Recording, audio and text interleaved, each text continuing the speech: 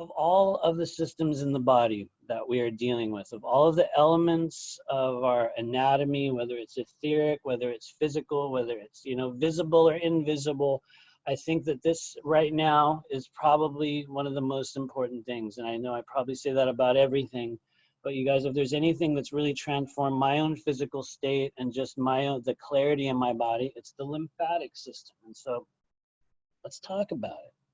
The lymphatic system is a bit like your body's internalized plumbing and sewage treatment system all in one.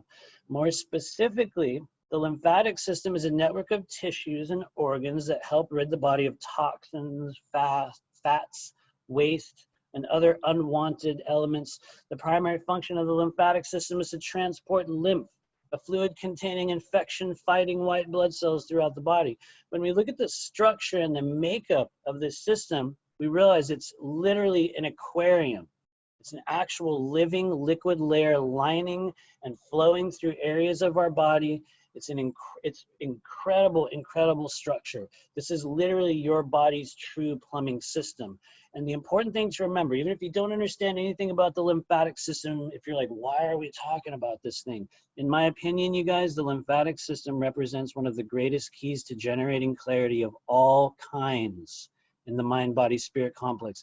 It is one of the most active elements of your expanding energetic anatomy and also one of the most overlooked. As we learn more about our bodies during this dimensional shift, we begin to understand more about the relationship between our lymphatic system and a number of other situations, experiences, maladies, etc. And so, you know, research, my own experience, what I have come to understand in the clearing work that I'm doing is that, you know, the autoimmune disorders that we experience, not all of them, but things like Hashimoto's, things like chronic fatigue, things like Epstein-Barr, the buildup or that extreme loss of energy in the body, not always, but in many cases will have a very special relationship with stagnancy or heavy metal buildup within the lymphatic tissues in the body. I'm gonna show you guys, I'm gonna activate my little pointer here. We're going to look at some of the areas in the body where these tend to build up. I guarantee you some of you guys right now in this moment can kind of run your fingers under your chin, along your neck right here, toward those cervical lymph nodes, and you're going to feel a little bit of tightness, a little bit of puffiness. Some people will get these big lumps right under their chin. Those aren't actually your glands, you guys. Those are the lymph nodes in your neck. They will hold and sort of gather up, you know, toxins, things that will need to be flushed. And so just kind of run your fingers along there and feel what you feel. Move them down into your collarbone. Start sticking your fingers into that little space in your collarbone. I guarantee you guys, as I'm talking, some of you guys are gonna get some pain. You're gonna get a little bit of tenderness there. And so this is where we hold a lot of the buildup of heavy metal in the body. If the lymphatic system is not actively moving and evacuating waste, whether it's internal, whether it's external, the lymphatic system deals with both. But it's a closed loop system and it's dependent upon everything else. Not only is that dependent upon everything else, the integrity or the tonal quality of all of your organs, of the meridians, and also the chakras are dependent upon your body's ability to flush and clear things out using that lymphatic system. And so what happens when we get stagnated there? We get very depressed. People start getting nerve pain. Areas of your body begin to hurt. We start to build up liquid and sort of swelling around certain areas of our body. Some of us start getting brain fog. We get very lazy. We get very slow.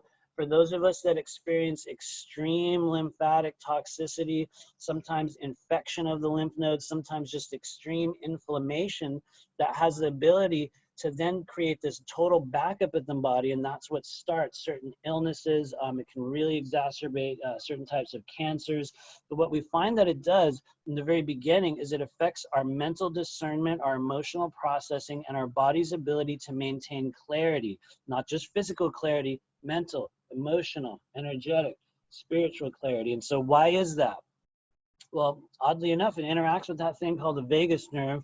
We spent all this time on last week talking about it, the vagal tone in the body, which will affect directly your ability to recover, your ability to bounce back, your ability to harmonize, your ability to use your gut instinct, your ability to discern information that vagus nerve is incredibly important. And so one of the things we begin to understand about the lymphatic system, and maybe some of you guys are familiar with cymatics experiments, or especially a lot of you guys have heard of Dr. Emoto and the experiments in which, you know, they would put a frequency or an emotion or a phrase onto snowflakes or water or whatever it was, and they would watch how that energy source would change the structure or the vibration of the thing that they were affecting. Well, the reality is you have this system inside your body that's already interacting and being affected by everything that you encounter, whether it's food, whether it's frequencies, whether it's people, whether it's emotions.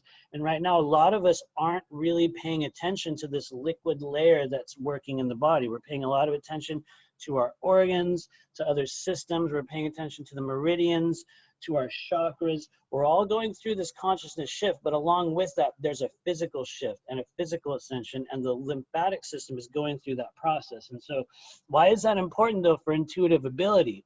Because you have this aquarium-like layer of liquid surrounding and moving through your body at all times. We talked a bit about the energetic pH, but when we look at just the simple mental imagery of an aquarium, what you can imagine is at a certain point, those of you that have had fish, it's kind of a silly metaphor, but eventually you have to clear that water. You have to clean the water. It will become cloudy. It might not necessarily become toxic. Those of you guys that have had fish, you can leave them in that fish tank and they'll live in dirty water for a while. They may get slow and weird and sick, but they can exist in that environment. What happens is as the human body goes through this ascension process, we eventually wear down. We become polluted, we become sick, we become just heavy, and that's the lymphatic body starting to interact with the multitude of stuff that we're just picking up. And so, you know, what chakras, what other areas does that impact? That thymic chakra. Now the thymus as a gland is, you know, mostly active, I believe, you know, pre-puberty in the body. I think it hangs around or has some sort of a limited use or like a capacity afterward. What it does is it expands hormonal flow in the body at a certain stage. But the thymic chakra from an energetic standpoint is one of your body's greatest empathic connection points. It's a microphone, it's an input, it's sort of like this thing that's drawing in energy. And what we're finding is that, and in fact with the lymphatic system, especially with that aquarium layer, and that if that water is dirty, from the most basic kind of imagery standpoint, you guys, if the water in the aquarium is dirty, we can't see clearly. We can't feel clearly. Something will be backed up. It'll be just a little bit changed, a little bit colored. In some cases, it'll be extreme. But that impacts very heavily that spleen. Why? Because the spleen is, it's not necessarily technically part of the lymphatic system, but it affects very, very heavily with the renewal and, you know, the recreation and the movement and the cleaning of blood in the body. And so when the lymphatic system is backed up and toxic, the spleen becomes overloaded. When we begin working with spleen meridian energy, we understand that the spleen can become frustrated. It can become backed up. And what they talk about in Chinese medicine, the spleen can become damp. It becomes dampened and a little bit dirty. And so that interacts very heavily with this lymphatic clarity in the body. And so why am I going on and on about this, you know, lymphatic system? Because along with that, we have a bit of a, it's kind of a new organ in the body, you guys. It's called the interstitium. It's not new, it's a recent kind of rediscovery. What is the interstitium? Why are we going on this long rant about this stuff today, you guys? Because the interstitium is the space in between. It is a contiguous fluid filled space existing between a structural barrier such as a cell wall or the skin, internal structures such as organs or muscles in the circulatory system. The fluid in this space is called interstitial fluid, which drains into the lymphatic system. The interstitial compartment is composed of connective and supporting tissues within the body called the extracellular matrix. They're situated outside the blood and lymphatic vessels and the tissue between our organs. From an energetic perspective, this is an organ made up of vibratory liquid existing in the spaces between the dimensional layers of our body. The process of scalar toning or any form of vibration or sound healing will have a huge impact on this layer of the body on a number of levels. Why is that, you guys? Not many people are aware of this literal layer of liquid surrounding and working through the multitude of layers of your body. We understand just with basic science the level to which we are affected by a physical vibration.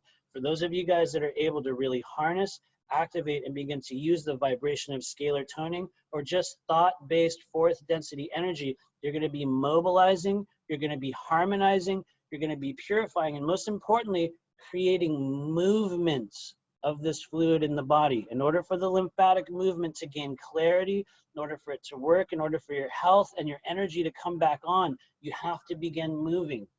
It's a physical thing. How do we do that? Deep breathing, stimulating the vagus nerve, creating a movement in the diaphragm. I will go on and on and on this stuff, but you guys, the lymphatic system, I believe, is one of the keys toward creating clarity in your body.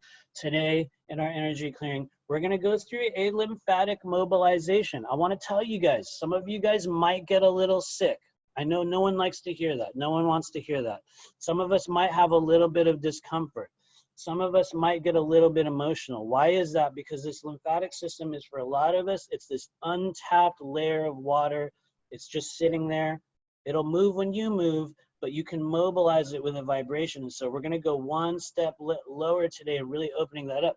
The idea is when we begin to create clarity in the lymphatic system, it's like that clear aquarium. We can look right through and see what's in there, see what's going on, look deeper, make greater use and greater awareness of what's happening in the body. So